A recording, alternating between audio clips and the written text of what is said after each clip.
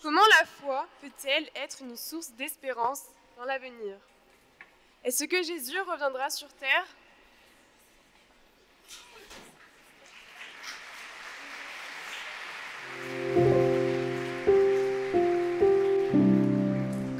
Oui, bien sûr. La foi est une source d'espérance. Quand on croit, on vit. Quand on vit, on espère. On est dans un mouvement heureux. La foi n'est pas l'illusion. L'acte de croire me donne une force intérieure capable d'aller de l'avant, de traverser les tempêtes, de traverser les déserts. La foi nous donne cette capacité de croire, d'aimer et d'aller de l'avant. Jésus, je pose la question, il reviendra sur terre. Oui, au moment de la parousie, on l'attend. Quand on célèbre la Pâque, il y a tout alpha et oméga. Quand on bénit le cierge pascal, le début et la fin. Notre conception du temps n'est pas circulaire, mais linéaire. Il y a un commencement, il y aura une fin. Donc nous sommes tous en mouvement. Mais, je vous disais tout à l'heure, que la peur ancestrale de l'homme, c'est la peur de l'abandon. Nous, chrétiens, quand on célèbre la messe, Dieu est là, Jésus est là. Quand on célèbre la messe, l'Emmanuel, Dieu avec nous, est là, au milieu de nous.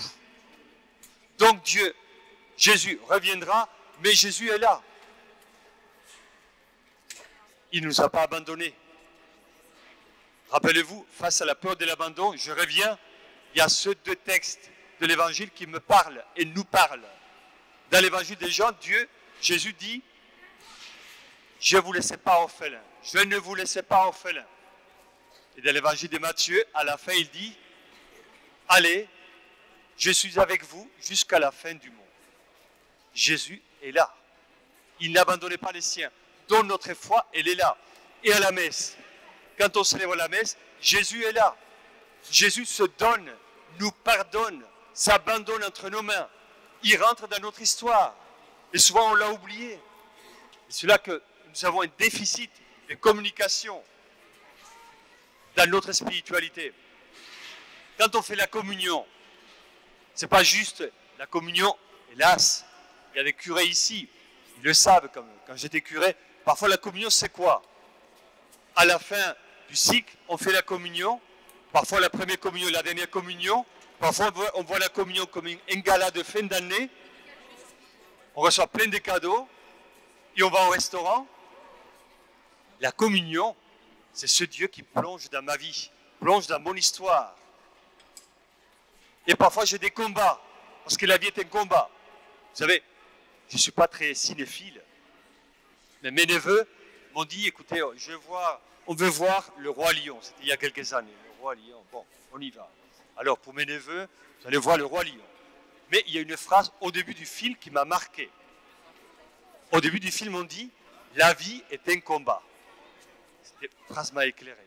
Parce que de la naissance jusqu'à la mort, notre vie est un combat. Notre vie est un combat. Et il faut être solide et lucide. Alors quand on croit, on a une solidité à l'intérieur. L'acte de croire, de prier. La prière, ce n'est pas réciter des prières par cœur et sans cœur. La prière, c'est la capacité de faire confiance à Dieu qui plonge dans ta vie et dans ton histoire. Et quand on prie, on muscle la vie intérieure. Et Dieu sait si on a besoin de muscler notre vie intérieure. Autrement, on est déstabilisé à la première difficulté. Donc, l'acte de croire, la foi, nous aide à tenir malgré les difficultés, à être solide malgré les difficultés, à traverser les zones de turbulence malgré les difficultés, au lieu de se décourager et de rentrer dans une logique mortifère et de désespoir. La foi nous maintient en vie. La foi nous maintient debout. Et c'est une bénédiction pour nous. Donc Jésus reviendra à la fin des temps, mais Jésus est là, il est au milieu de nous, il nous accompagne, il se donne, il nous pardonne et il nous maintient dans le mouvement de la vie. Merci.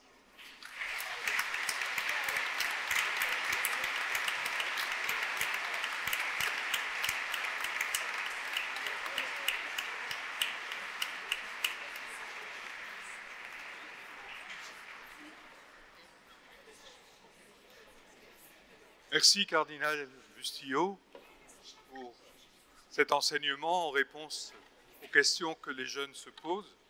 Je crois que les adultes ont dû se retrouver dans les questions que les jeunes posaient. Parce qu'ils ne sont pas hors sol, ce ne sont pas des extraterrestres. Les jeunes vivent au milieu de nous, dans notre société. Et merci pour ces paroles fortes qui rappellent la source de notre espérance, qui est symbolisée là, et que nous allons célébrer tout à l'heure dans l'Eucharistie.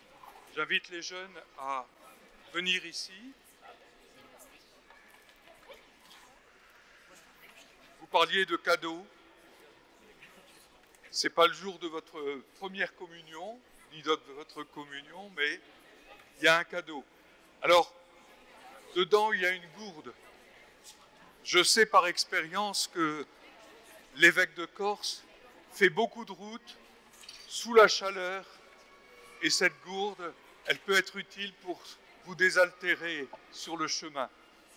Voilà, et un grand merci pour les jeunes et leurs questions et les réponses que vous avez apportées.